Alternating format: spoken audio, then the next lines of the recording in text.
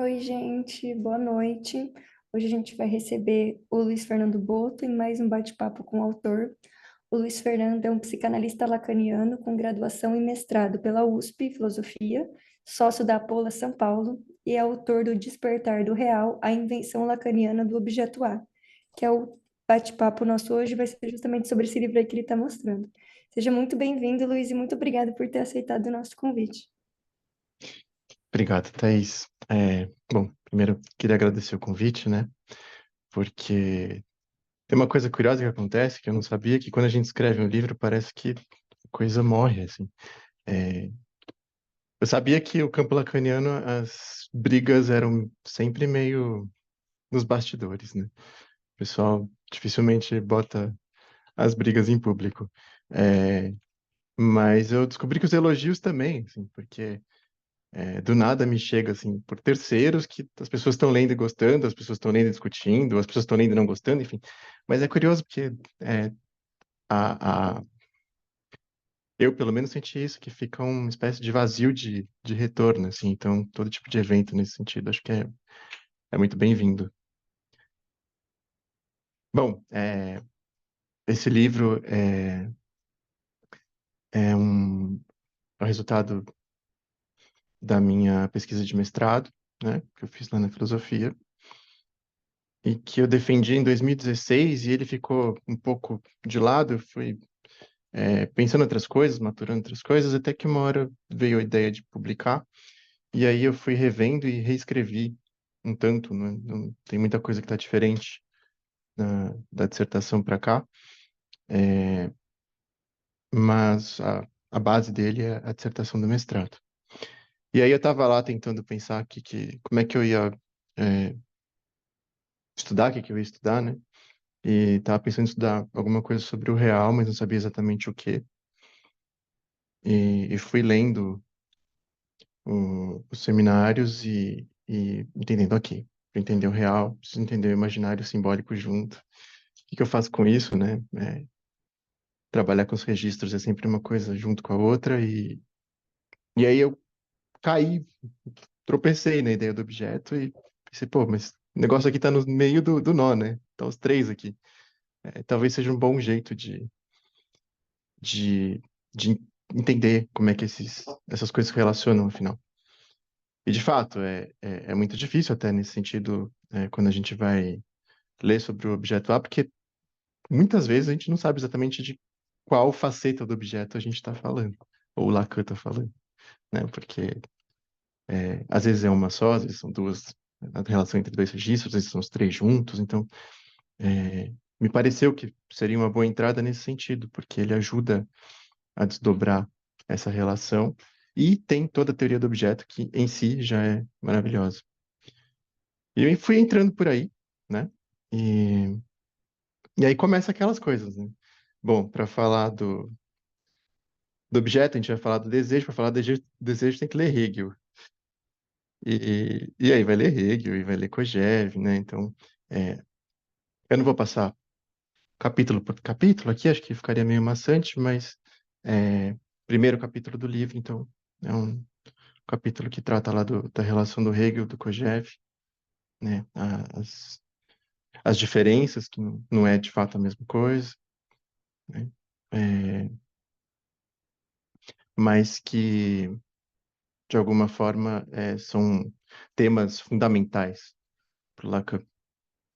Eu preparei um esqueminha aqui que eu vou mais ou menos seguir para essa apresentação. E, como eu falei, né, não vou fazer o livro capítulo por capítulo, peguei um recorte transversal, que não aborda tudo, absolutamente, né, mas que acho que pega uma parte interessante do livro, que é a maneira como o objeto A faz a gente ter que repensar a relação entre linguagem e corpo, tá? E isso, de alguma forma, já começa ali no Hegel e no Kojève. Então, nesse primeiro momento lá, eu estou tentando pensar as perdas e ganhos do fato do Lacan ter chegado ao Hegel pelo Kojève, né? Então, eu faço um- umas, algumas passagens sobre o capítulo 4 da Fenomenologia do Espírito, que é o famoso capítulo em que aparece a teoria do desejo, né?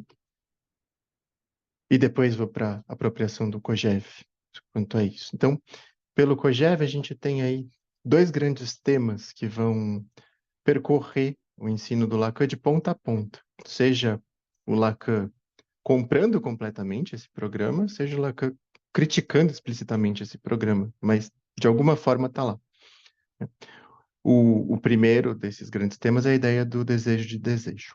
Então, o fundamental aqui é que a gente não deseja coisas. Coisas não sustentam o desejo.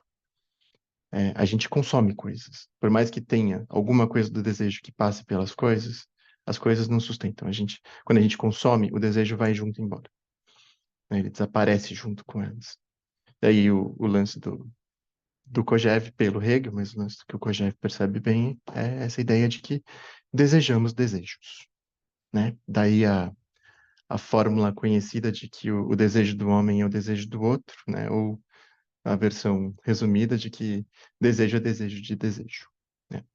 E aí o Kojève apresenta duas versões dessa ideia. A primeira, de que a gente deseja o que o outro deseja, porque ele o deseja. E a outra, que afirma que a gente deseja ser desejado, né? A ideia tão cara para o Lacan do reconhecimento, né? Qual é o meu valor para o outro? Como eu quero ser visto? Como eu quero ser enxergado? E que acho que vai dar no que foi, toda a ideia do que foi, o grafo, enfim, parte daqui. E aí, conforme que tiver em jogo, Lacan vai enfatizar um lado ou outro dessa fórmula, mas é, nas duas, o que está em jogo é tirar qualquer forma de fixação nos objetos do desejo e fazer esse movimento de relançar o desejo sobre ele mesmo. E, bom, isso é o desejo de desejo, né? E o segundo grande tema cogeviano que acompanha o Lacan, e esse muitas vezes de maneira menos avisada, mais como um pressuposto do que claramente falado, é a ideia de negatividade, né? O Kojève fala, por exemplo, que o desejo é uma negatividade, porque o desejo não é um objeto dado, ele não é nada de positivo, né? Ele seria uma ação transformadora sobre o mundo. Então, o desejo transforma aquilo que é desejado, né? E, ao transformar o desejado, transforma o desejante. Então, quando eu desejo, eu sou transformado pela ação do desejo sobre o objeto. E aí, nesse sentido, que o desejo é uma negatividade, né? Desejar, por um lado, mudar o objeto do desejo, transformar o mundo através da ação do desejo, e por outro, fazer com que o sujeito desejante deixe de ser o que era, né? Negue aquilo que ele era, para virar outra coisa através da ação do desejo. Então, desejar é fazer com que o não ser, aquilo que não é, atue e modifique aquilo que é. Então, negatividade nesse sentido. Fiz um podcast com a Larissa Lima sobre isso, se alguém quiser ouvir depois, acho que está bem divertido. Mas, bom, o Lacan dos anos 30 e 40 vai pegar toda essa teoria bonita aí do desejo e misturar com outra teoria completamente nada a ver com esse campo, que é a teoria do imaginário. Então, eu tenho também um segundo capítulo do livro para tentar mostrar como a teoria do imaginário era, nessa época em que ela foi pensada, pelo menos, a tentativa do Lacan de reconstruir as bases da psicanálise para poder prescindir da ideia de inconsciente, né? Então, é um momento em que o Lacan dizia: inconsciente é uma noção inerte, é uma noção impensável, né? Termos do Lacan. E aí, para isso, ele vai atrás de uma mistura bem maluca de campos, assim. Então, ele vai falar de biologia, de antropologia, de etologia, de medicina fetal. É, tudo isso para pensar alguma coisa que vai acompanhar o Lacan durante a obra inteira, que é a ideia de que o eu é uma construção. E aí não é uma construção qualquer, né, mas uma construção que produz dois grandes efeitos fundamentais, que ele vai insistir bastante, principalmente nos primeiros textos dos escritos e nos primeiros seminários, que é desconhecimento e alienação. A ideia aqui é que toda forma de identidade é, de alguma forma, sempre um modo alienado de relação com a alteridade. Então, quando a gente fala do imaginário, está sempre em jogo essa tensão, essa confusão narcísica entre eu e outro. É tomar, como Lacan fala, tomar o outro com as cores da identidade. Se não me engano, no seminário 2.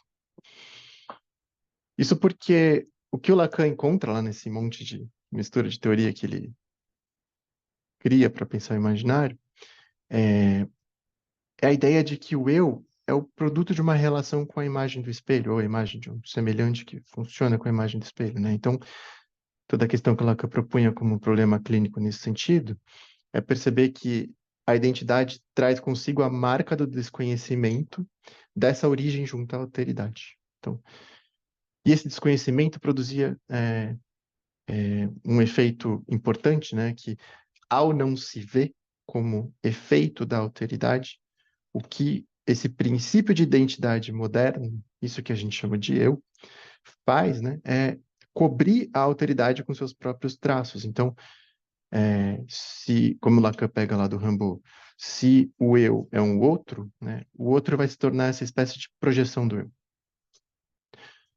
Só que Lacan vai perceber alguma coisa fundamental nesse momento, que é o fato de que nem todas as experiências humanas se reduzem a essa lógica da identidade, né? E aí, já no Estágio do Espelho, no texto de 49, ele conta pra gente que existe alguma coisa que fica fora disso, né? Que é alguma coisa que ele, aos poucos, vai começar a chamar de sujeito. Ou pelo menos uma das versões do sujeito, né? Sujeito também é um termo, enfim, pode querer dizer, por exemplo, tema, assunto. Então, o sujeito do inconsciente é uma ideia que vai aparecer mais forte depois, mas essa outra ideia já aparece desde o começo, né? Desde o estágio do espelho, que é o eu não reduz as experiências. Tem alguma coisa que está para além. E aí, é nesse sentido que entra o Kojève, né? Porque o Lacan faz essa relação entre o imaginário e o desejo de uma forma oposta, como um conflito.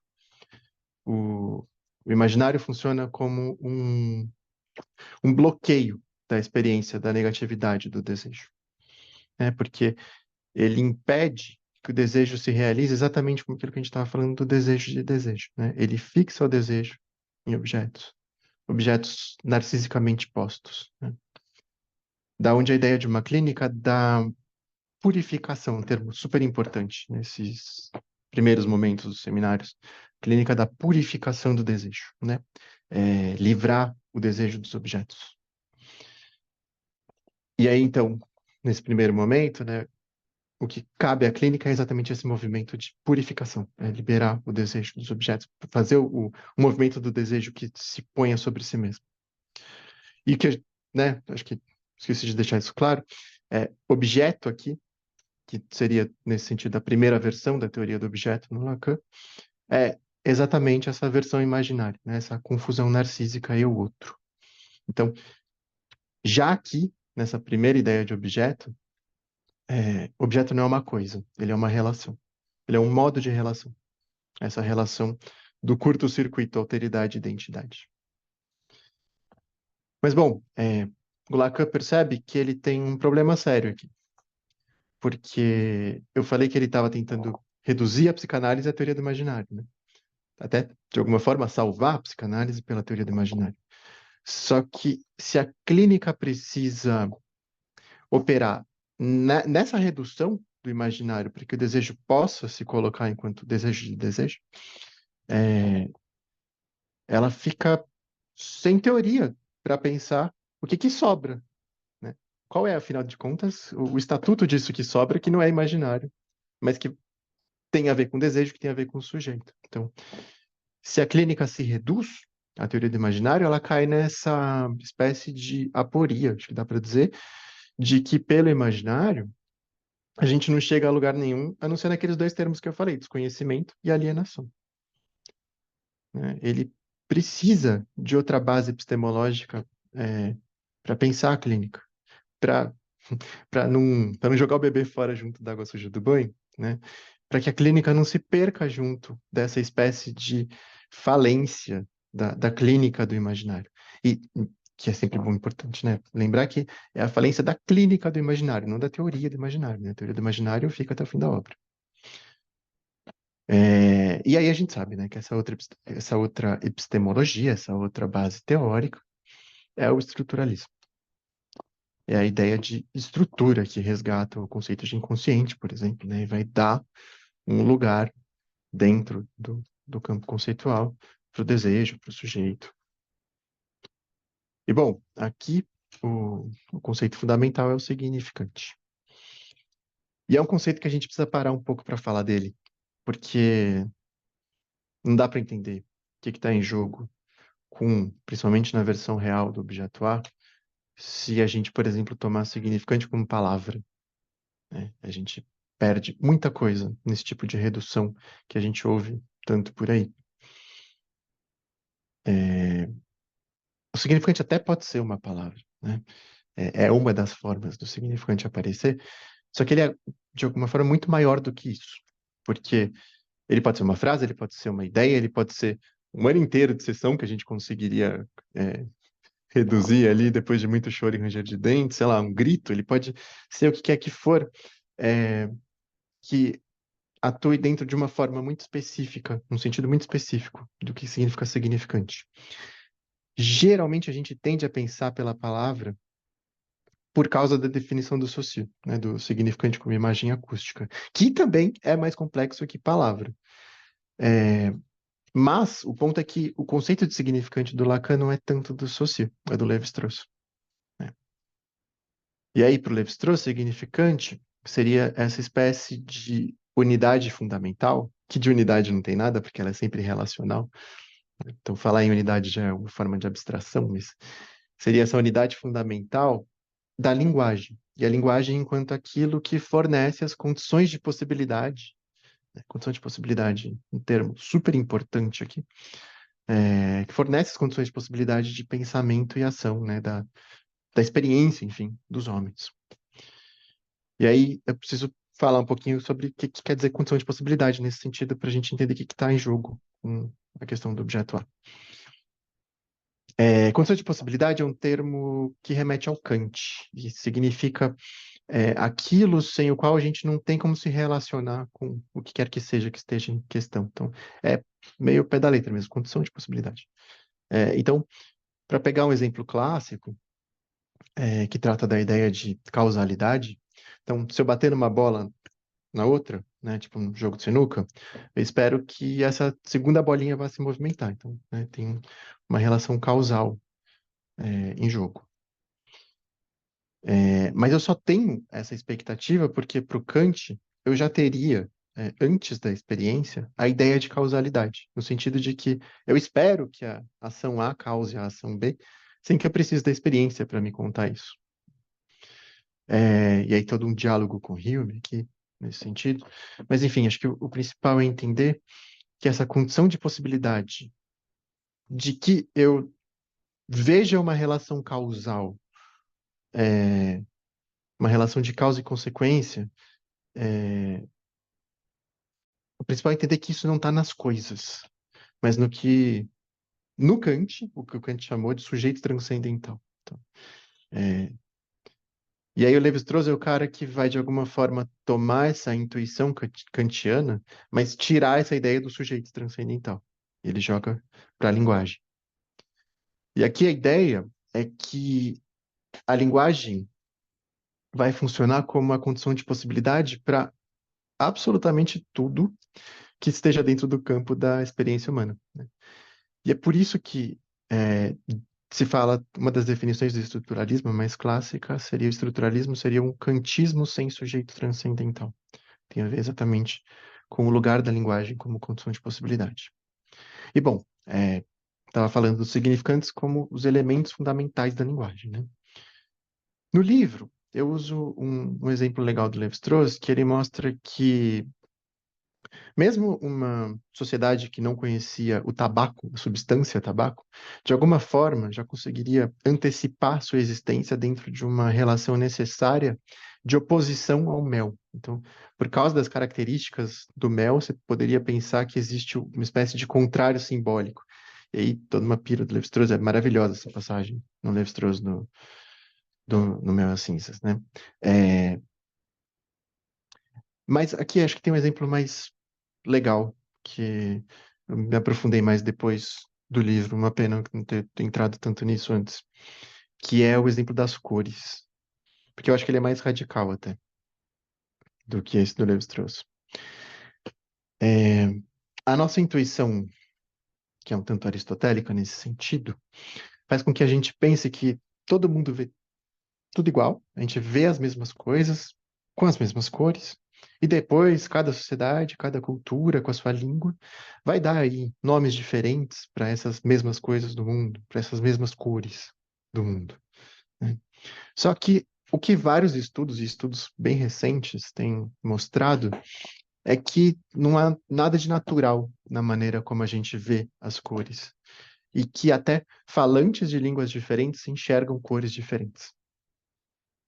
Então, e isso é importante, não é que a gente vê a mesma coisa, não é que a gente vê a mesma cor e dá um nome diferente para ela.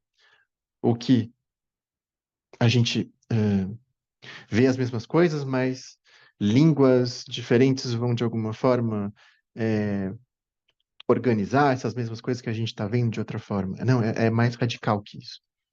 É, a, a gente realmente não vê as mesmas coisas, né?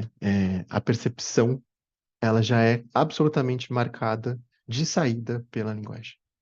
Então, alguns exemplos, né? Tem algumas sociedades africanas que não enxergam uma série de tons que a gente enxerga entre o amarelo e o vermelho, né? Várias tonalidades que para a gente são claramente distintas, para eles são blocadas, é uma coisa só, é a mesma cor. Assim como os Inuit, né, o que a gente chamava de esquimó, enxergam variações de tons dentro do branco, que para a gente é tudo um grande branco, né? Mas para eles tem toda uma gradação de cor, que é fundamental para entender que tipo de, sei lá, o que que é um gelo grosso, o que que é um gelo fino, o que que é um urso, né? É, e aí, o ponto é que, outros exemplos, aliás, antes de falar disso, que é também interessante, que são, não precisa ser, eu tô falando, né, sei lá, esquimó, tribo africana e tal, mas mesmo línguas dentro da estrutura ocidental de relação com a linguagem, com as coisas, você muda a língua, você muda, por exemplo, tons das coisas. Então, alguns tons aparecem mais fortes em algumas línguas e mais enfraquecidos em outras. Enfim, vários exemplos. O azul, outro exemplo muito importante, para pensar que o azul seria a cor mais moderna que tem das grandes cores, das cores fundamentais. Então, se você pega os textos gregos, não tem referência ao azul, né? Então, eles falam do céu, eles falam da água, eles falam do verde, eles falam do cor de ouro, mas não fala de azul, né? É, e aí o ponto é esse, né? É literalmente outra percepção, não é só uma falta de palavra, né? É, isso tem a ver com a maneira como cada língua dispõe dos termos e de como cada língua dispõe da relação entre os termos, né? No caso, para as cores, né? Não é só como se a gente pudesse chegar para um grego e falar, ó, existe isso aqui, essa palavra, azul, e ele fosse passar a enxergar o azul, né? Teria que existir algum tipo de esforço é, de, sei lá, acho que nem dá para fazer isso conscientemente nesse sentido, criar um esforço para que isso aconteça, né? Porque é um processo de séculos, um processo que a gente está falando aqui de realmente uma reorganização na estrutura da língua, né? É, então você precisa de alguma forma é, quando você introduz, de fato, um significante é, numa, numa estrutura de uma língua já posta, você reorganiza a relação de todos os outros que estavam postos ali juntos, e com isso você muda é, a, a própria, no caso da cor, você muda a própria percepção do mundo. E isso eu acho muito interessante, né? Pensar a radicalidade da nossa relação com a linguagem, né? Como ela não é só uma maneira de descrever as coisas, mas ela é, de saída, a maneira como a gente vê as coisas.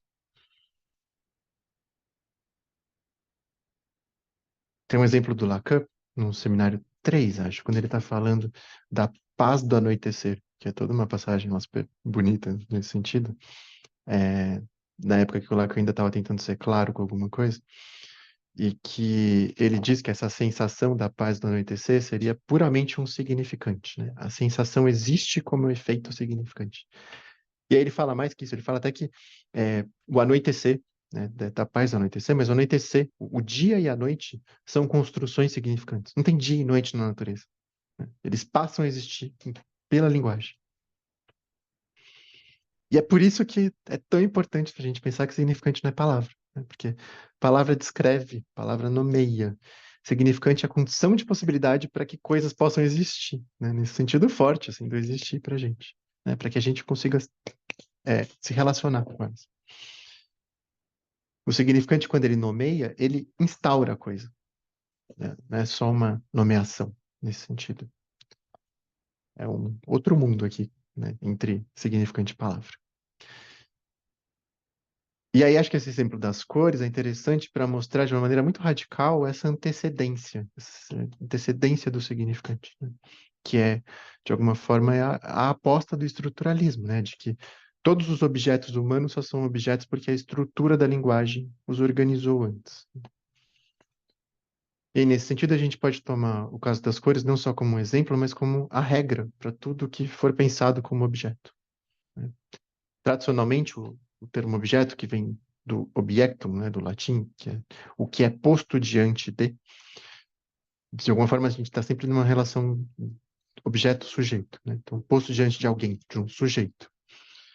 Só que aqui, antes de ser posto diante de um sujeito, o objeto é aquilo que emerge, que surge, né, que é dado pela estrutura, para aí sim poder ser posto. Então, é a estrutura que organiza os significados, os sentidos, os objetos, os recortes significantes. É, e é nesse sentido que, quando a gente fala que, do significante enquanto essa é, forma fundamental de relação da estrutura, né? É, é nesse sentido do transcendental, né? Que está sempre posto no Lacan. No Lévi-Strauss, mas que no Lacan também aparece assim. É, no sentido de que o significante organiza aquilo que pode aparecer, organiza como pode aparecer, organiza a partir de quais relações as coisas vão se dar. E aí, para, né, voltar a focar um pouquinho mais na ideia do objeto, nesse sentido, no Freud, as coisas são objetos, né, porque elas seriam, de alguma forma, alvo do investimento libidinal. Então, por onde a libido for investida, seja coisas, pessoas, próprio eu, Freud chama de objeto.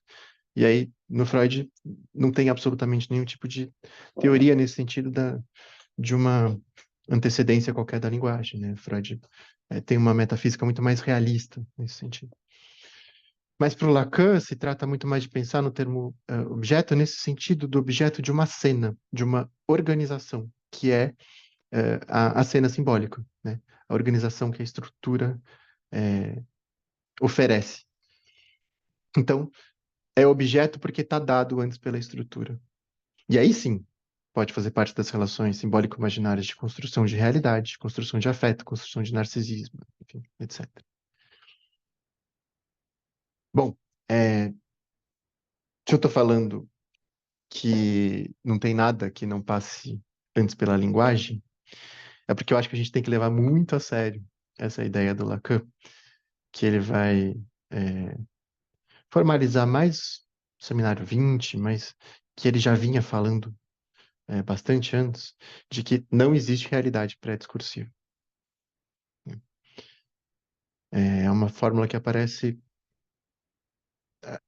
aos poucos, ela vai aparecendo cada vez mais, mas desde os primeiros seminários. Então, no livro eu tenho toda uma passagem que mostra como no seminário 6, por exemplo, o Lacan está falando que o ser, né, não é qualquer coisa, está falando do ser, né? O ser é efeito de linguagem, né? É, mas, e aí a gente tem um desdobramento de o que significa dizer que não existe realidade pré-discursiva dentro do Lacan. O primeiro, eu acho que é mais simples e de comum acordo no campo lacaniano, que é de que a realidade é uma construção simbólico-imaginária, de que os objetos imaginários, eles estão sempre dispostos e organizados simbolicamente. Um pouco isso que a gente estava falando. Acho que quanto a isso, não tem muita treta no campo. No geral, as escolas costumam concordar com essa ideia. Só que a coisa é bem diferente quando a gente vai pensar não a relação da realidade com, com a linguagem, mas do real com a linguagem. É, a leitura que a gente mais encontra por aí, a leitura de alguma forma que virou a leitura ortodoxa dentro do campo da psicanálise lacaniana, seria de que o simbólico adentra no real. O simbólico coloniza o real. Então, o real seria anterior e a linguagem coloniza isso que se entende por real, né? Então, nesse sentido, real seria todo tipo de realidade pré-discursiva, né? Quase a coisa em si do Kant, assim. É, e para os lacanianos, a noção de corpo apareceria como uma espécie de exemplo, por excelência, dessa realidade pré-discursiva do real. Daí as leituras que a gente encontra de que, por exemplo, a pulsão seria da ordem do que chamam do real do corpo, né? No sentido de que ela seria essa espécie de energia anárquica que a linguagem tenta dominar e não consegue, né? Que é uma leitura que talvez sirva para o Freud, e ainda assim com problemas. Só que me parece que para o Lacan é coisa bem diferente. Porque, bom, se a gente estava falando até agora que o significante é primeiro, né? Se ele tem esse caráter transcendental de dar as condições de possibilidade de tudo que pode ser, né? Se ele cria o que pode ser, ele cria, e aí volta a ideia da negatividade do Kojève, ele cria também o que não pode ser, por exclusão. Se você diz o que pode, você logicamente está dizendo o que não pode.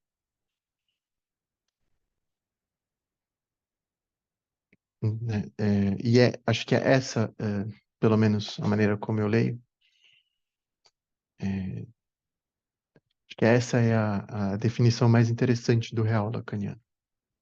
Nesse sentido que eu entendo que no Lacan o real não é anterior ao simbólico, ele é efeito do simbólico, né? O real, enquanto impossível, ele é o impossível de uma formalização simbólica. Para usar a expressão do Lacan nesse sentido, o real é o impasse de uma formalização.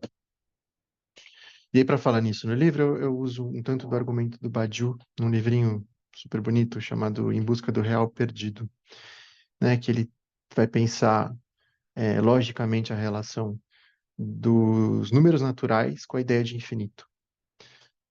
Não vou reproduzir exatamente o argumento aqui, mas não é tão difícil assim. Acho que sempre sugiro a leitura desse livro, ele é simples, claro e extremamente importante nesse sentido. Mas a ideia aqui para os números naturais, sempre que a gente opera qualquer relação entre dois números, por maiores que eles sejam, o resultado é sempre outro número natural, né? É, se a gente... não existe um número último. Você sempre vai chegar não importa que tipo de soma, que tipo de multiplicação, que você vai fazer dentro das regras do conjunto dos naturais, você vai chegar no outro número. Só que existe uma coisa que, sim, de alguma forma, exige algo para além né, dessa ideia de que você sempre vai chegar num outro número, que é a ideia do infinito, né? Que aí tá não relacionado a um número, mas relacionado à série. Então, a série dos números naturais precisa ser infinita. E aí o Badiou mostra que é, dentro de um conjunto de números finitos, de regras finitas que pressupõem necessariamente a finitude, nesse sentido de que sempre se chega a um novo número e ele não é infinito, você tem algo do infinito que está como uma espécie de pressuposto ao mesmo tempo pressuposto e impasse dentro dessa teoria, né? Então ele mostra como é, na lógica comum do conjunto dos números naturais, o infinito seria o real dessa formalização. É, porque ele, ao mesmo tempo, é um pressuposto e dá o limite da própria lógica interna, né? É, enfim, não sei se ficou claro, qualquer coisa a gente volta um pouco para isso na discussão, mas a ideia é que, basicamente, toda formalização possui em si mesma a sua própria impossibilidade. Ao menos um ponto em que, ao mesmo tempo, é, a formalização, pelas suas próprias exigências, produz um furo interno, uma impossibilidade interna. Então, não é algo que vem de fora e questiona. Sempre que você produz qualquer tipo de formalização, isso, enfim, a teoria do Frege vai mostrar de uma maneira muito mais desenvolvida do que a gente está falando aqui, mas a ideia do Frege é simples nesse sentido também. A partir de um certo campo de complexidade lógica, ou você tem uma teoria que dá conta de tudo que ela precisa dar, ou você tem. E nessa teoria que vai dar conta de tudo que ela precisa dar, ela vai ser inconsistente, você vai ter alguma coisa que não vai funcionar, que vai operar internamente, ou para ela ser consistente, ela não pode ser completa. Então, nesse sentido, o real é sempre um determinado ponto de impossível dentro de uma determinada estrutura. Não é o inefável, não é fora da linguagem. É o impossível ou um ponto de impossível que uma organização de linguagem produz em relação a si mesma. Bom, tudo isso porque eu comentei, né, que muita gente lê o corpo como o real por excelência, porque dentro dessa leitura mais ortodoxa no campo lacaniano, ele seria essa realidade pré-discursiva mais imediata, né? E aí eu acho que o desafio que o conceito de objeto A traz no Lacan é que ele quebra essa lógica, ele apresenta outra forma de pensar o corpo. Eu não sigo a leitura, por exemplo, que o Alfredo Einstein faz, em vários momentos da obra dele, mas principalmente no A e Substância Corporal, acho que não foi traduzido ainda, porque o Alfredo pega uma citação do Lacan, no contexto lá dos nós, e uma citação que o Lacan trabalha a ideia do corpo como imaginário, e o Alfredo reduz absolutamente tudo por aí, né? Então, para o Alfredo, o corpo é só imaginário. Só que me parece quase o outro lado da mesma moeda, assim. Então, o corpo não é o real discursivo, então ele é só imaginário. E eu acho que é muito mais complexo que isso. Porque se a gente pega, por exemplo, o conceito de pulsão, pelo menos na maneira como o Lacan pensa a pulsão, não Freud, mas Lacan, que é, sei lá, pensar uma tema, né? O S barrado, punção D maiúsculo, né? O sujeito barrado na sua relação com a demanda. Só aí a gente já tem uma chave super importante para pensar que o corpo tem uma faceta simbólica fundamental. Isso porque o que a gente chama de corpo, pelo menos na psicanálise, né, não é um pedaço de carne, né? Não é, e não que não exista o corpo um pedaço de carne, seus órgãos, enfim. É que quando a gente pensa o que nos cabe escutar na clínica, quando a gente pensa para que os nossos conceitos foram forjados, né? Aí sim, é um corpo de significante que aparece. Tem uma citação famosa do Lacan no Radiofonia, que eu trabalho no livro, em que ele fala explicitamente isso, tá? Depois, se quiser, na discussão, eu tento achar ela aqui, a gente abre um pouco isso, mas a ideia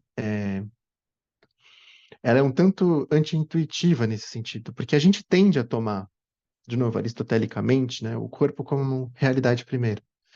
Mas quando a gente assume o pressuposto do significante como condição de possibilidade, acho que se torna uma ideia simples, né? Quando a gente compra esse pressuposto, vira uma ideia, de algum modo até simples, que é pensar que, por exemplo, tem uma frase famosa que diz que frio é aquilo que você sentiu momentos antes da sua mãe te colocar um casaquinho.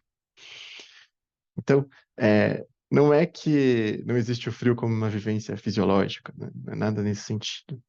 É que a vivência fisiológica da falta de calor, a vivência fisiológica do frio, ela só existe a partir do momento em que alguém faz isso em você, que alguém cria isso em você. Né? E claro, né, é óbvio que não é uma cena, não é um momento em que você sentiu qualquer coisa e sua mãe colocou um casaquinho que, portanto, isso vira o frio. São centenas, milhares, sei lá, milhões de repetições de. Eu sou pai recente, eu sei que são milhares de repetições mesmo, dessas cenas em que bota casaquinho, tira casaquinho, troca fralda, faz arrotar, faz cagar, faz peidar, enfim, faz peidar, centenas dessas repetições que produzem esse efeito. Né? E, e claro, também não é qualquer um que vai fazer esse efeito de criar ali um corpo. Mas é alguém que está no lugar do que ela vai chamar do grande outro, né? Alguém que toma o lugar de uma instância que opera enquanto instância de linguagem, né? Que atua é, nesse sentido de produzir um corpo, né? E é aqui que a pulsão diz da demanda, né? Nesse sentido de que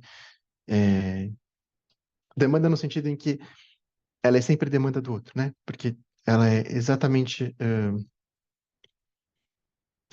esse tipo de funcionamento que produz relações de linguagem com o que não dava para chamar antes, no sentido analítico, de corpo, mas que passa a ser um corpo a partir do momento em que esses movimentos, essas repetições, esses enlaces linguageiros produzem alguma coisa que a gente vai chamar de corpo, de efeito de corpo. Então, sei lá, não tem nenhum tipo de intenção de significação num choro, numa risada, num soluço, o que quer que seja que apareça na relação entre a criança e a mãe, ou né, quem quer que faça essa função materna, até que alguém nesse lugar produza isso. Estou sendo repetitivo, mas eu acho que é uma ideia fundamental aqui, né? Porque é esse a posteriori radical que vai criar um corpo. Não tem demanda de comer se não houver um outro que demande coma. Tá? Não tem demanda de aconchego se não existir antes um colo e a oferta de um se acalme. Né?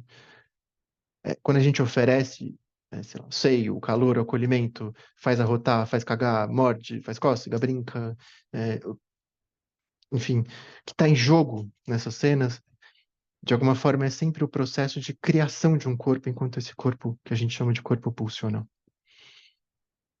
E aí eu espero que esteja claro nesse sentido que pulsão por Lacan não tem nada a ver com a ideia freudiana, né, do impulso entre o somático e o psíquico, né, mas esse processo linguageiro de produção de corpo.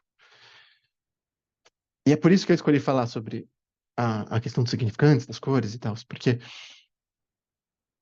precisa disso para chegar aqui e ficar menos difícil de pensar que o corpo é uma produção significante, não um dado a priori da matéria. Bom, acho que finalmente a gente pode começar a mergulhar um pouco mais profundamente no mundo dos objetos na teoria lacaniana, né? Então eu vou começar pelo caráter parcial do objeto. Então a gente falou de fazer um corpo, né? Mas a gente falou de fazer um corpo a partir de amamentação, do calor, do arrotar, do cagar, do peidar, etc. Ou seja, a gente produz um corpo a partir da produção de pedaços, de partes. São essas operações da demanda, que são operações de linguagem, que montam o que o Lacan vai chamar, né, dos objetos parciais pulsionais, né? Objetos construídos pelo recorte que o significante produz. Então, nesse sentido, bem resumidamente, Oferecer o seio é produzir um objeto oral, né? Fazer cagar é, é o processo de produção de objeto anal. Então, fazer ver e ser visto é produzir um objeto escópico. Falar e ser falado é produzir um objeto falso. E aí, por que parciais, né? Porque eles nunca vão poder ser completamente unificados na forma de um corpo, né? Nesse sentido que o Lacan fala que o corte é a forma privilegiada da relação do significante com o corpo. A gente produz um corpo recortando partes. E aí, isso que eu estou chamando aqui, né, de corpo pulsional, vai ser sempre uma soma de recortes que não produzem um todo fechado e harmônico, né? Quem tenta organizar o corpo assim é o eu, né? Pela relação com a imagem. É,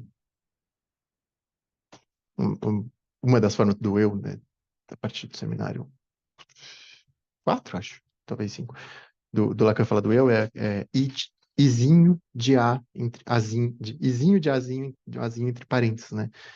Seria o matema do eu no grafo, por exemplo. E aí acho que tem uma imagem nesse matema que é exatamente é, a imagem que tenta aprisionar os objetos A dentro de uma coisa fechada, dentro dos parênteses. Bom, outra coisa que fica clara nesse sentido é que os objetos parciais não são uma escolha natural do corpo de acordo com a função vital do organismo, né? Não é porque tem a ver com o cu que é objeto anal, não é porque tem a ver com a boca que é oral, etc. É, inclusive, esses 4 que eu falei aqui, oral, anal, olhar e voz, eles não são uma lista fechada e acabada, porque isso é absolutamente impossível de fazer, tá? O objeto pulsional, nesse sentido, é tudo aquilo que é criação via significante de um corte no corpo. Então, o Lacan tenta, de alguma forma, mostrar isso pelo negativo, quer dizer, veja bem, por exemplo, a respiração não seria um objeto pulsional, porque o Lacan fala que a respiração não simboliza imaginariamente um corte.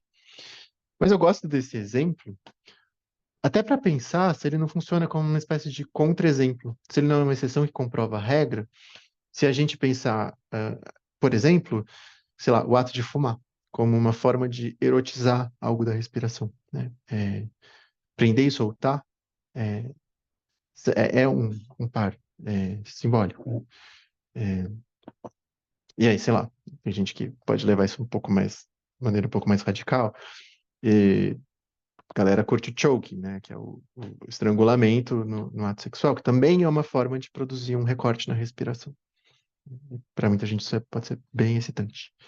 Nesse sentido, é, não tem uma lista que dê conta dos objetos pulsionais, porque qualquer coisa pode ser pulsionalizada nessa relação com o corte. Existem objetos pulsionais, esses 4, eles são de alguma forma objetos pulsionais. hum, não é só uma questão de quantidade, não é só o que mais aparece, é que eles são os que estruturam de uma maneira mais fundamental a nossa relação com o corpo.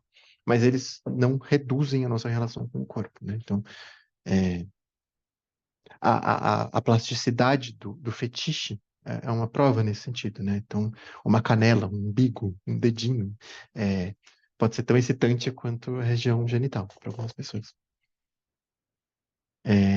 Então, tem algo muito interessante aqui nessa ideia do corpo produzido via corte significante, porque isso, de alguma forma, desnaturaliza, né?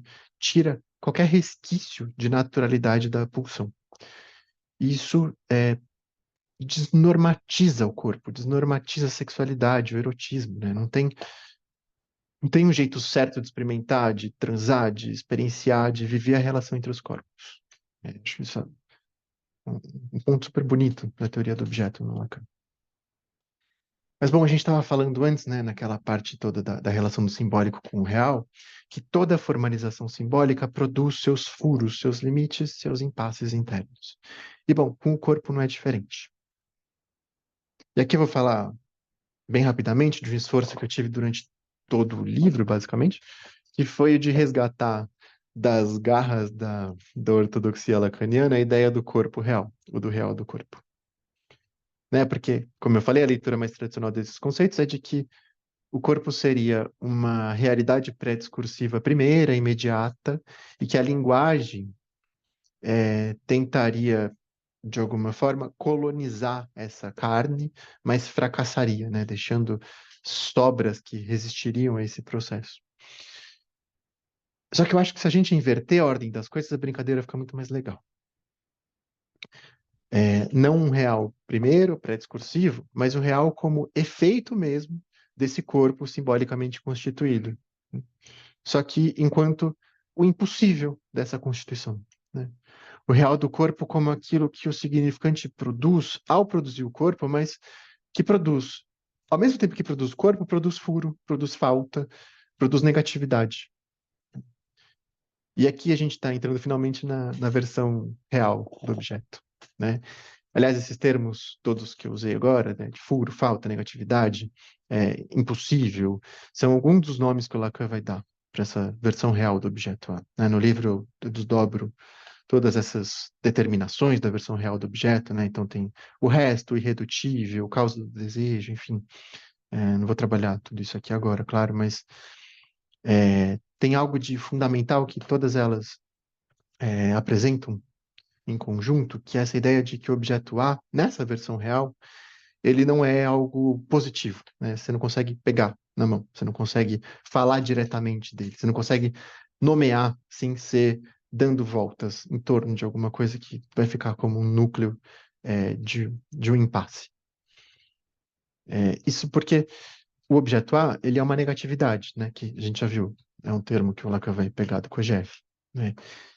Ele não é, e é exatamente não sendo que ele força o que é a se rever, a se reorganizar. Então, sei lá, se o objeto oral, né, por exemplo, é, na versão simbólica imaginária é o seio, na versão real, nessa forma de pensar o corpo a partir dos objetos parciais, não tem nada a ver.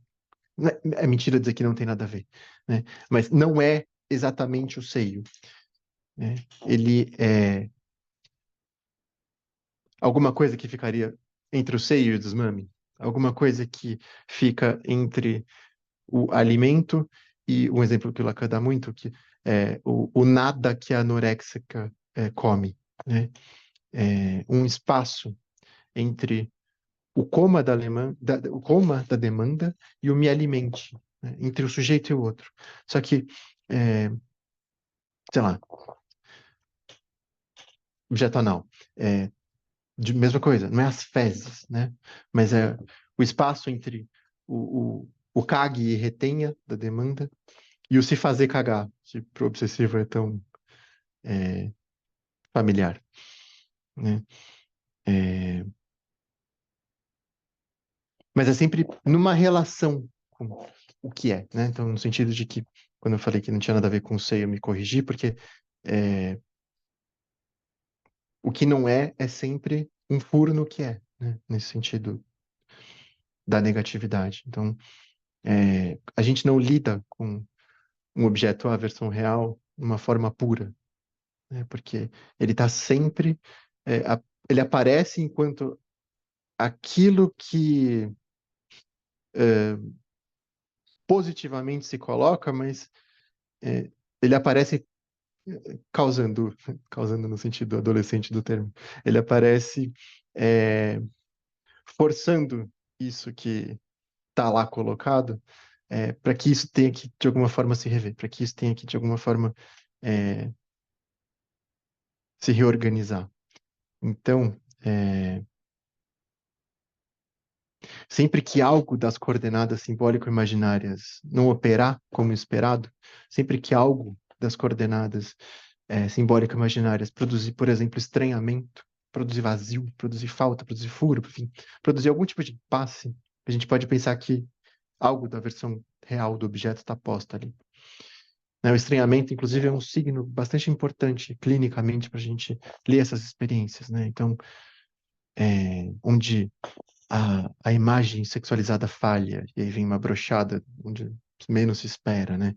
Onde, sei lá, um exemplo clínico super interessante que meu, de uma paciente no meio de uma relação, em que as coisas teoricamente estavam super boas, que seria o amor da vida dela, que o sexo era uma das grandes facetas do amor deles, de repente a pele deixa de ser erotizada, a pele deixa de dar tesão e dá cócegas. Então, o estranhamento que ela vive a partir de algo do corpo nesse sentido, conta que tem alguma coisa dessas coordenadas simbólicas imaginárias de constituição de corpo que ali não está operando, que ali está produzindo um impasse, está produzindo um furo. Né? São essas experiências que de alguma forma trazem a marca do objeto A. Né? Deixa de ser pele, deixa de ser seio, deixa de ser o corpo que a gente conhecia e vira essa negatividade, essa coisa que de alguma forma a gente está tendo que lidar e não estava esperando. Né? É nesse sentido que eu passei uma boa parte do livro tentando recuperar essa ideia do real do corpo, né? Pensar o real nesse sentido de a posteriori, nesses efeitos de furo no simbólico, né? Me parece um jeito mais interessante de operar clinicamente, né? do que, do que simplesmente tomar algo da carne como uma realidade pré-discursiva. Eu nem sei o que se faz com essa ideia de carne como realidade pré-discursiva para pensar o real do corpo. Né? Agora, quando a gente pensa um objeto que questiona as próprias coordenadas que o constituem, eu acho que daí sim sai jogo. Daí sim a gente pode pensar em como produzir efeitos de reorganização disso para uma realidade que inclua algo desse excluído, né? E torne essa experiência de corpo, essa experiência desejante, essa experiência pulsional mais interessante, mais potente. E, bom, claro, né, eu fiz aqui esse recorte do que eu trago no livro pela ideia de corpo, mas não é só isso que está posto lá, né? Tem toda uma reviravolta na teoria do desejo, a lógica da purificação do desejo para a lógica da causação do desejo, né? O papel da fantasia, do objeto A dentro da fantasia, que, enfim, não deu para trabalhar aqui, né? Mas estão no livro. Se quiserem dobrar alguma coisa dessas agora, discussão também, acho que seria legal. Bom, acho que era isso que eu tinha para falar para vocês. Espero que tenha ficado claro um pouco desse recorte que eu fiz do livro, né? Como é que a ideia é repensar as relações entre os registros para poder fazer aparecer de uma forma mais interessante do que costuma se encontrar por aí essa ideia de objeto. Era isso. Obrigado.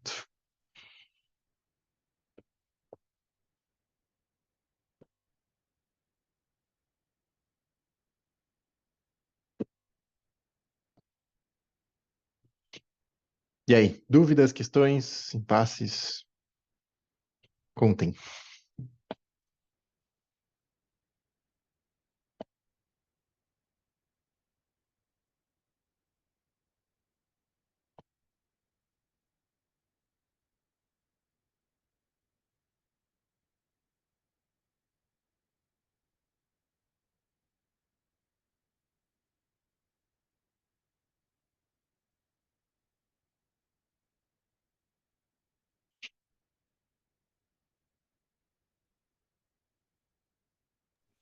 Eu achei muito bom, a mesma proporção que é complexo, né? Não à toa, é um dos conceitos mais difíceis.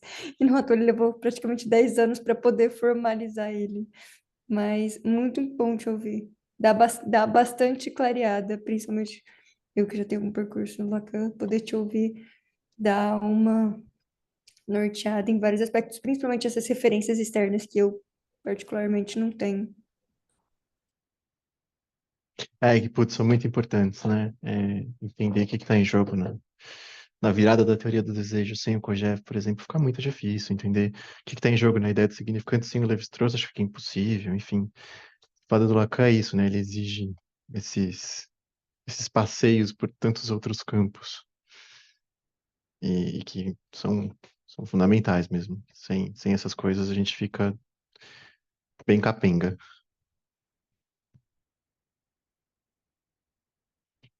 E tem isso, né, que você falou sei lá quantos anos para o cara conseguir formalizar a ideia e que acho que ela vai ganhando nuances, né? Conforme a teoria vai se desenvolvendo, a ideia de objeto também vai mudando junto, né? Pensar o objeto pelo uma tema da fantasia, acho que não é exatamente a mesma coisa, por exemplo, de pensar o objeto como o que está no centro do nó, né? O próprio conceito vai se desenvolver. No livro, a ideia era ir até o seminário 11, acabei indo até o 14, mais ou menos, peguei mais algumas coisas, mas parei no 11 porque eu entendi que ali tinha uma virada importante, que é essa maneira como a teoria do objeto dá um ângulo, uma sustentação para o Lacan pensar o real, que acho que antes estava meio solto, assim, ele estava tentando achar alguma coisa que desse essa base para ele, e não estava achando. E aí, acho que quando ele consegue isso pelo objeto, a coisa deslancha. Então, achei um bom momento para parar. Mas, claro, quanto mais a gente avança, mais as coisas vão se complexificando também.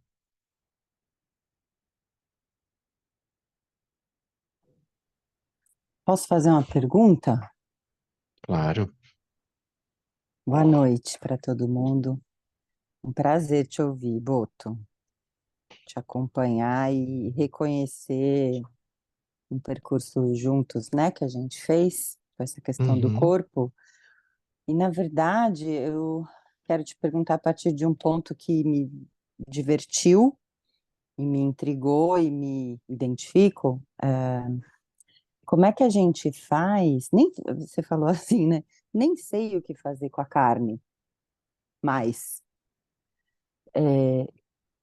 queria, acho que te ouvir um pouco mais sobre isso, você retomar que depois dessas voltas todas que a gente vai dando e te ouvir hoje é excelente, né? É uma redução incrível, é muita coisa que foi trabalhada para você chegar a falar isso hoje. Não sei mais o que fazer com a carne, com o corpo, porque a gente fica introduzido numa lógica de ficar escutando efeitos de furo, efeitos de relação, de negatividade. E que fazer com isso, né, que é tão consistente, que é carne.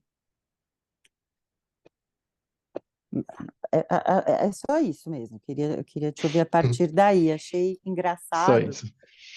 É só isso. Achei divertido esse jeito de você falar. Nem sei mais o que fazer Hum, com isso.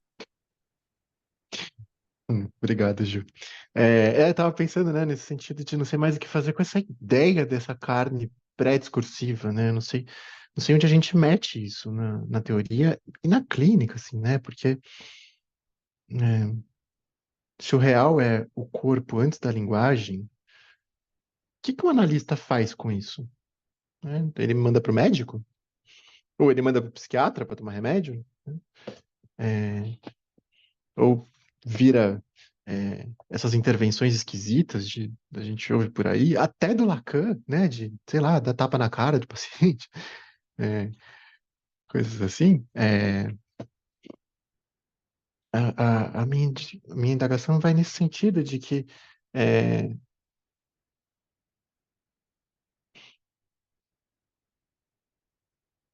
por que que alguém tem uma poluição noturna no meio de um sonho? Como é que alguém chega a um orgasmo, por exemplo, dormindo, sonhando, né? Ou lendo um conto erótico, né? É, que carne é essa que está em jogo, né? Quando a gente fala do corpo, né? É essa carne do que o cirurgião vai operar? Ou é uma coisa que é isso que eu insisti tanto, né? Ou é essa produção simbólica de um corpo? Ou é esse recorte significante que faz com que um sonho produza efeitos, que faz com que alguém fale alguma coisa pra gente e a gente chore. que faz com que a gente dê risada. Aliás, a risada é um exemplo interessante porque a gente também tende a tomar. Estamos felizes, portanto, damos risada como se fosse algo natural, mas não. Tem algumas tribos, algumas sociedades por aí em que a risada é outra coisa. A risada indica desconforto, por exemplo. Não tem nada a ver com felicidade, não tem nada a ver com alegria, né? Então, é, que a gente dê risada num momento de felicidade ou de desconforto, isso diz da maneira como a linguagem se organizou, né, na nossa socialização. Aí, minha questão, né? Que raios a gente faz com essa ideia pós-lacaniana, me parece? Essa ideia mais milleriana, talvez soleriana, não sei, de que o corpo seria uma realidade pré-discursiva. O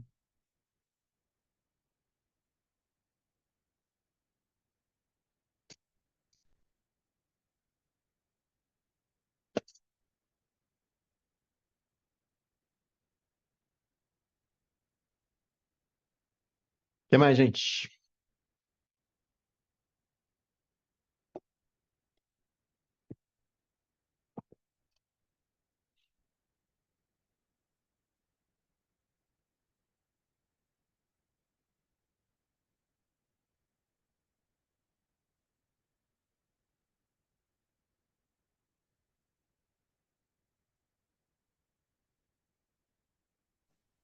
Ô, Boto, quando você falou sobre a relação entre o infinito e o real, eu fiz um raciocínio muito simplista e queria saber se você acha que tem alguma relação, né? Se toda formulação simbólica produz seus impasses, seus furos, né? Então, acho muito importante, muito interessante que você esteja retomando isso, né? Que, bom, que o real é efeito do simbólico, portanto, né? Como você falou. E, e aí a relação bem simplista que eu fiz com a questão do infinito era de pensar que se há uma formulação, tudo que não cabe nela é muita coisa, tanta coisa que me ocorreu que talvez seja infinito. Mas não sei se tem a ver, para além do que você explicou do infinito, ou se seria uma redução muito simples.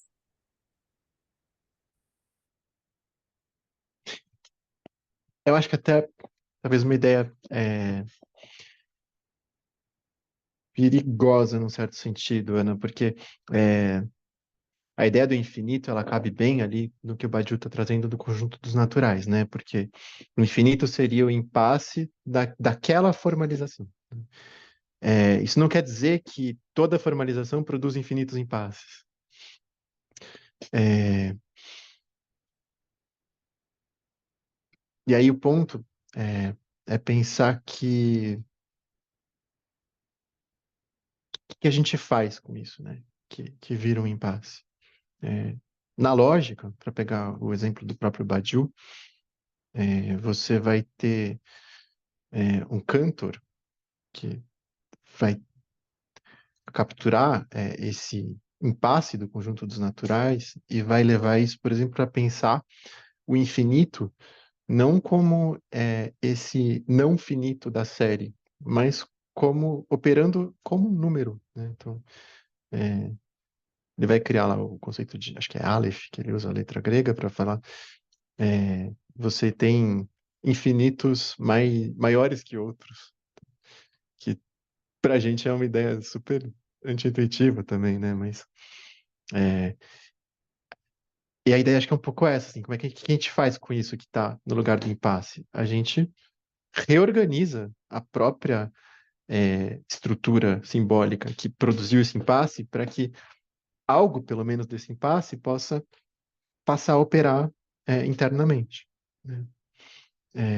E aí o ponto, claro, via Frege, é que não importa quantas vezes a gente faça isso, a gente sempre vai cair no novo impasse. Aí sim tem algo do infinito, né? De que não vai chegar numa solução simbólica final que não vai ter impasse. Não vai chegar numa constituição estrutural em que você vai dar conta de tudo. Nesse sentido, acho que a ideia de infinito aparece. Isso é uma sequência infinita. Você vai tentar dar conta de algo que vai se reorganizar e vai produzir um novo impasse, e você tenta dar conta desse novo impasse, se reorganiza o campo, vai produzir infinitamente. E que clinicamente é uma ideia super importante também, para pensar o que a gente faz com o real, né? A gente não resolve o real numa análise. A gente cria novos efeitos de real. Quando a gente reorganiza ah, ah, o campo simbólico imaginário, a gente cria novos efeitos de real. E aí acho que a, a, a, o sentido clínico que o Lacan, de alguma forma, aponta é levar isso em consideração, né? De que nunca vai fechar, de que sempre alguma coisa vai ficar de fora, sempre alguma coisa vai ficar como resto, como furo, como falta, como impossível, né? E que muitas vezes isso que ficou de fora e que produziu esse monte de efeitos é o mais importante, né? É o que a gente tem aí sim, se jogar isso fora, se tentar é, obturar, se tentar fechar esse buraco, você tem efeitos, por exemplo, como a depressão, enfim, melancolias e coisas mais complicadas, porque é isso que angustia, é isso que a gente tenta não olhar, que faz com que a gente tenha que se mexer na vida. E aí, acho que não resolver o real, mas levar o real em consideração.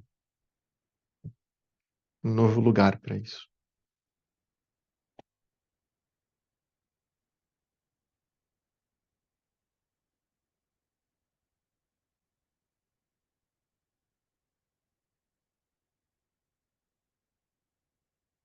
O que mais?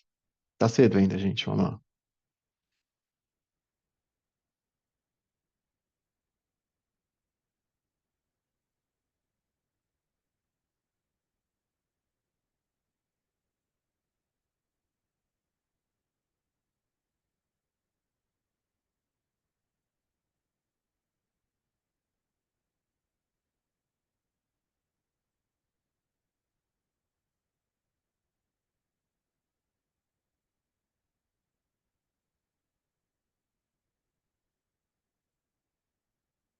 A Thaís Bom, escreveu aqui.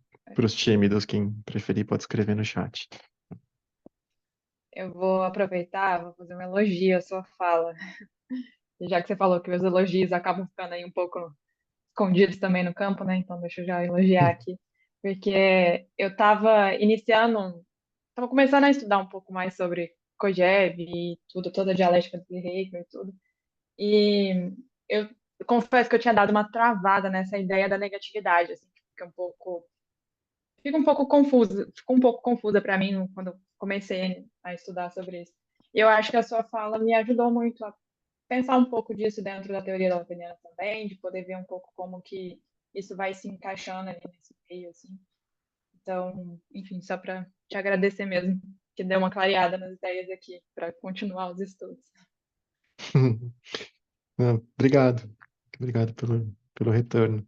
E, de fato, eu acho que é um conceito muito importante e que é talvez um dos mais menosprezados, assim. É, sem essa ideia de negatividade, é, fica muito fácil cair no real pré-discursivo. Eu acho que para a gente pensar essa outra forma de organizar os registros, a ideia de negatividade é fundamental. E ainda é um termo que a gente vê pouco, assim, tem pouca gente que se desdobra nisso. Geralmente é o pessoal que vai mais pro Hegel, o pessoal ali, os eslovenos, enfim. Mas acho que falta ainda para o campo mais trabalho nessa noção.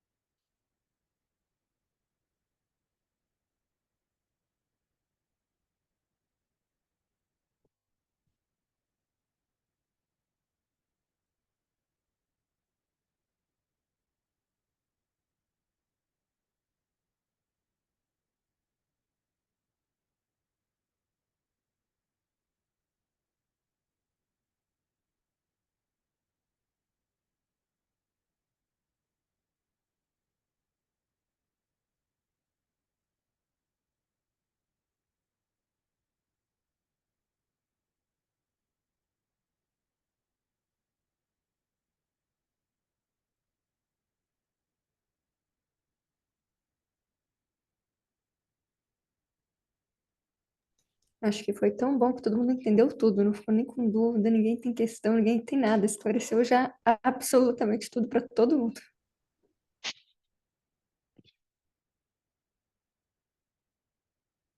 A outra opção não é muito melhor, né?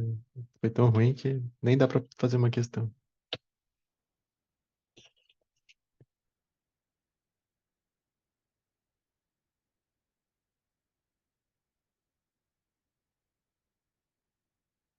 Achei que iam me perguntar de uma ausência, assim, do livro e agora da minha fala.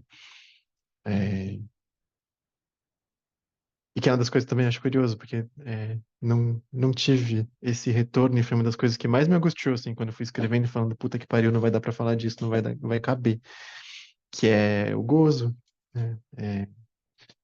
Porque acho que também tem, quando a gente vê os registros por esse lado, fica muito difícil de sustentar a ideia do gozo na lógica da satisfação, do satisfação secundária de sintoma, e essas leituras todas que a gente encontra por aí, né? Porque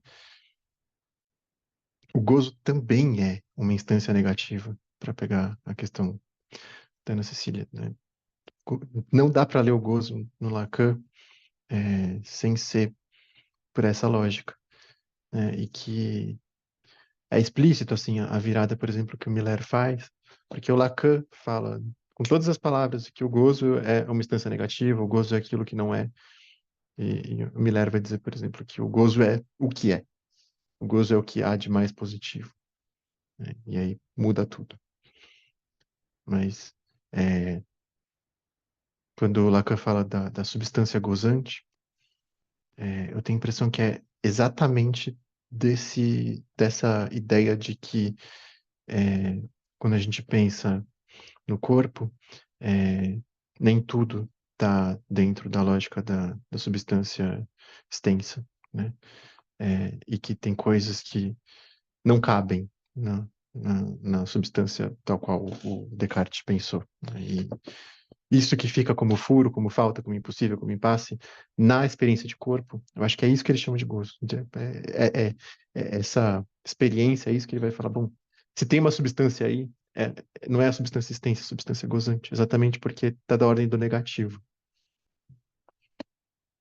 E acho um trabalho que acho que ainda precisa ser melhor pensado no campo, assim. É, o Alfredo trabalha algo nesse sentido no outro Lacan, e alguns trabalhos na Apola, mas eu acho que foi o Ricardo Gunneberg, claro, né? E mais um ou outro autor nesse sentido, mas me parece que é um dos conceitos que precisam mais urgentemente de uma análise para ser repensado a partir dessa virada que essa leitura, pelo menos dos registros, exige que a gente faça, e que eu não fiz.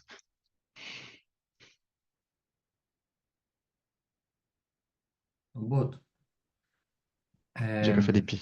no começo você falou uma coisa que me deixou curioso, né? Você falou que do mestrado para o livro você repensou e reescreveu um monte de coisa. Você se lembra mais ou menos o que você mudou, reescreveu, tirou nessa passagem, nessa mudança? Do mestrado para o livro? Resquícios de milerianismos. Acho que no mestrado tinha é, um tanto de. Eu já estava, de alguma forma, ali. No mestrado, eu defendi 2016.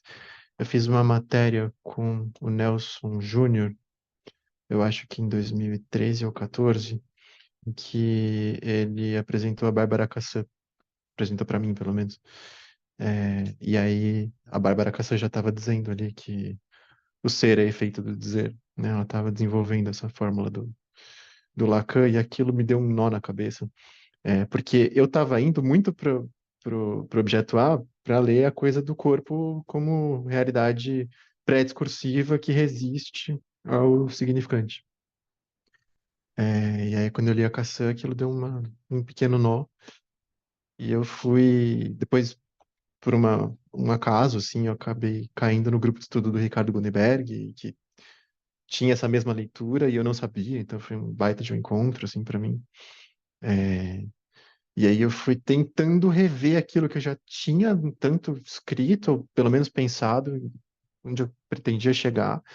Eu precisei, assim, trocar um pouco do pneu carro andando, é, e algumas coisas, acho que não tive a capacidade ali de entender, de realmente sacar a profundidade que essa nova leitura traz para pensar alguns desses conceitos, né? Então, é, acho que foram, não consigo lembrar assim de uma passagem explícita, nada nesse sentido, mas coisas apareciam ainda com esse traço de um excesso de positividade nos conceitos e que no livro, quando eu fui rever, eu fui percebendo e consegui reorganizar algumas passagens e algumas ideias e dar, acho que a atenção que essas mudanças exigem.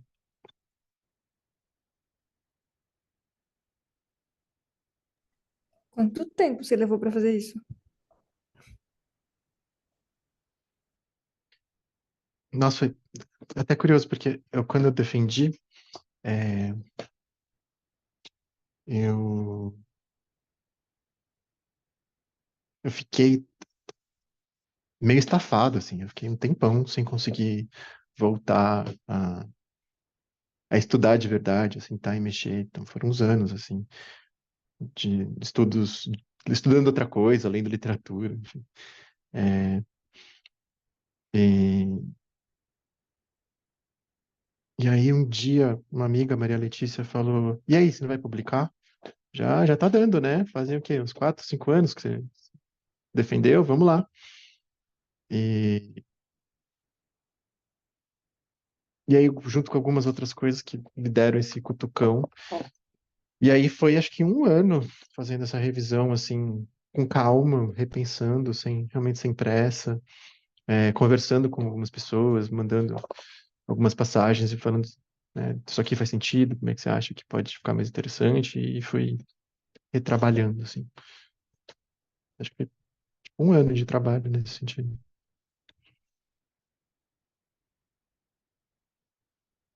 Nossa, achei que seria bem mais, porque como você descreveu, e é complexo, né? Mas assim, uma coisa muito. Não é vou corrigir assim uma frase, vou tirar um capítulo e vou escrever ele de novo, né? Um impasse de reler uma dissertação e, bom, como é conceitual, né? Não consertar, mas tipo, através de um conceito pensar, não, mas um pouquinho mais para cá, um pouquinho mais para lá. Nossa, muito. Vou ler com outros olhos, me pareceu assim, muito mais complexo do que eu já achava que era, assim. Nossa, parabéns, assim, agora duplo, triplo, 5 vezes. Aí era o meu pesadelo, assim, porque é, tem várias coisas que eu prefiro começar do zero a reescrever. Às vezes ter que reescrever me dá mais trabalho. E em várias passagens eu tive bastante trabalho, assim, mas foi um ano bem dedicado com isso. A minha esposa, Andrea, me ajudou pra caramba. Então também um monte de mérito pra ela aí nesse processo, mas acho que foi tipo um ano, algo nesse sentido mesmo.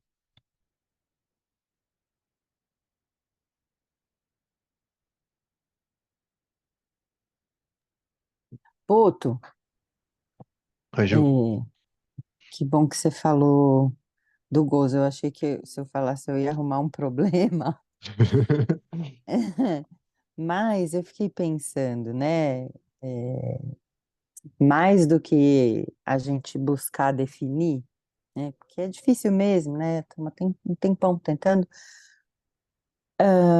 Você falou da instância negativa do gozo, pensei saber meio de gozo, e você falou lá no comecinho da sua fala, é, sobre a análise como essa operação de limpeza, né, ou redução, limpeza do desejo. E é curioso porque Tem alguma coisa que lá no seminário 2, a hora que o Lacan está retomando, além do princípio do prazer, do Freud, que ele vai trazer o aparelho, né? A máquina que ele fala, simbólica, que a repetição, né? E aí depois desvirtua muito essa ideia da compulsão e o Uhum. sujeito goza, né? Toda essa coisa um pouco mais moralista. Fiquei pensando numa direção aí, né? Da gente definir gozo não na formação, né, do sujeito, mas como o que vai acontecendo com gozo nessa operação de limpeza, na análise, a gente pensar um depois, né? Como você trouxe aí, né, a análise desse jeito, desenhado dessa forma, porque é muito difícil a gente pensar gozo lá na gênese, né, Uhum. sei lá, do aparelhamento simbólico, dos, eu acho difícil. Uma ideia, né, agora me veio, né, de pensar gozo em funcionamento, o que acontece com essa substância negativa nessa operação de limpeza, sabe? Do desejo. Uhum.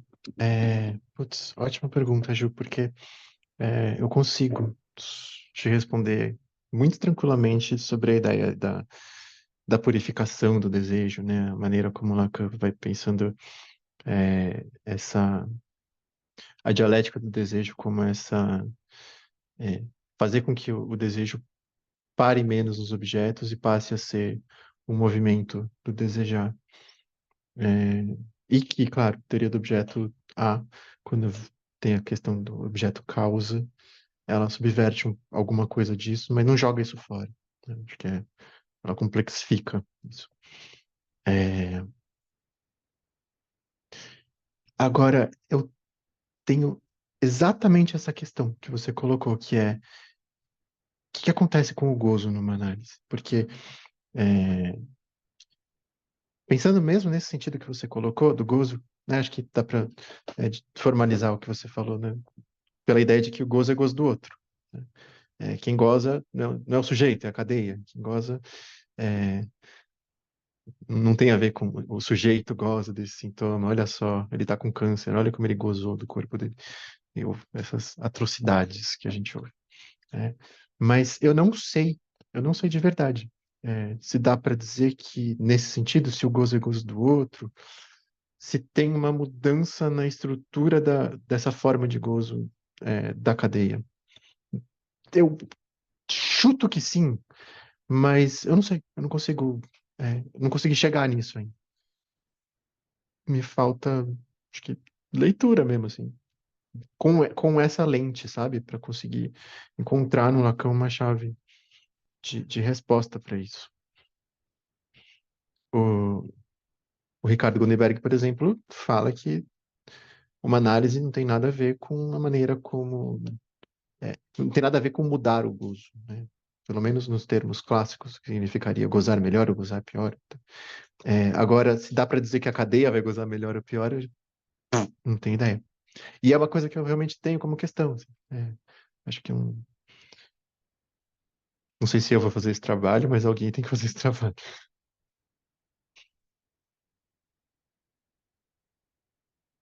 Ótima pergunta.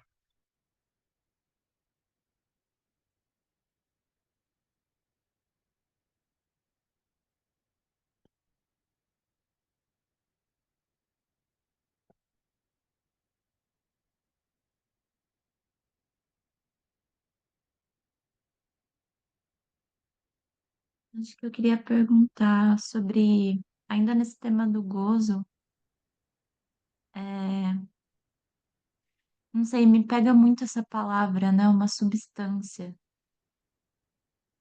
Fico pensando quais são as implicações aí, né? De se pensar o gozo como uma substância, ainda mais uma substância engendrada aí por uma instância de negatividade, assim. isso me traz alguns paradoxos, tipo, como é pensar uma instância negativa, uma substância negativa, assim, né? É, enfim, eu não sei, queria te ouvir. O que que você pensa sobre esse termo substância e as implicações disso, né, numa análise? Uhum. É, eu acho que esse é o desafio mesmo, né? É lidar com. A gente sempre fala que Lacan fica subvertendo as coisas, no geral, quase tudo que a gente fala que o Lacan subverteu não foi o Lacan que subverteu, foram outras coisas. Tipo assim, o Lacan subverteu o signo do seu signo. Mentira, foi o Lévi-Strauss. É, mas acho que essa ideia de substância, enquanto uma substância negativa, pode ser que tenha algo disso no Hegel, mas acho que não explícito desse jeito, pelo menos que eu tenha lido, que eu me recorde. É, eu acho que não desse jeito que o Lacan está pensando. É,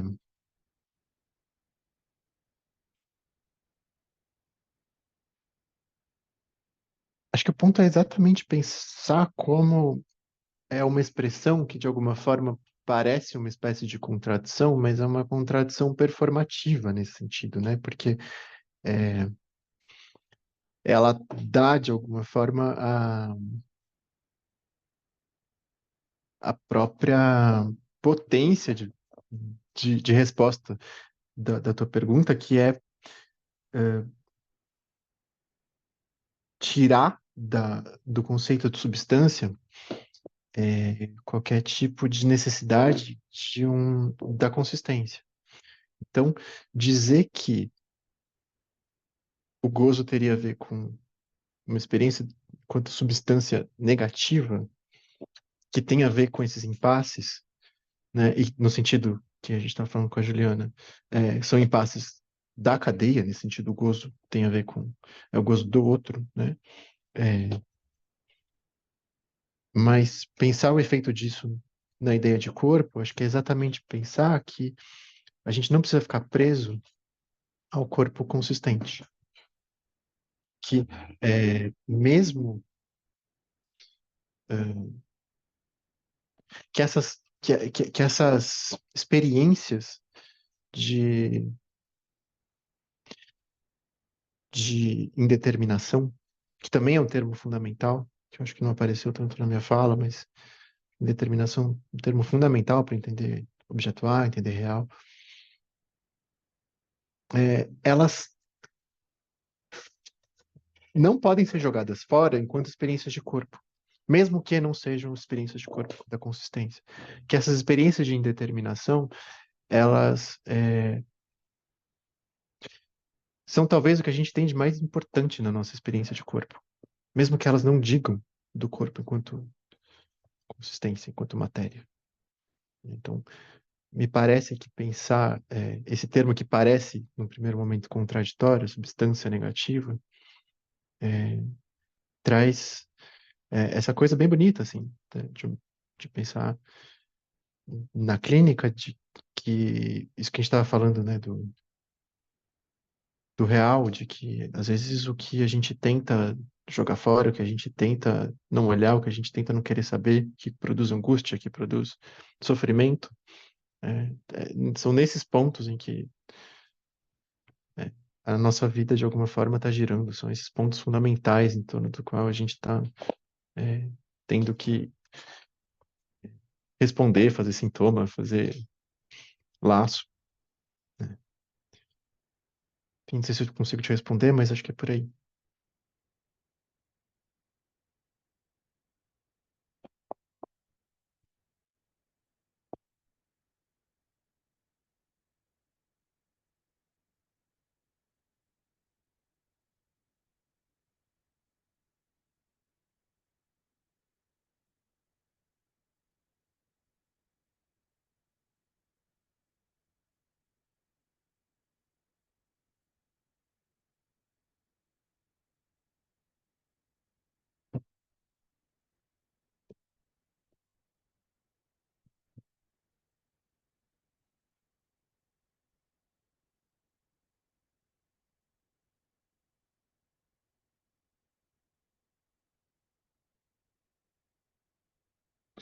E aí, gente, mais alguém?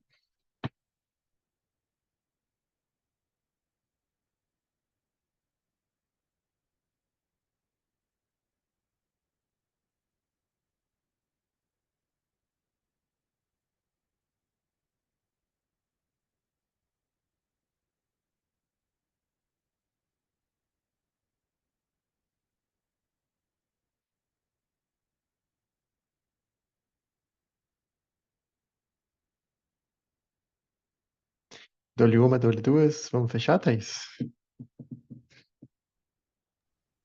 Então vamos, quase 10 da noite, né?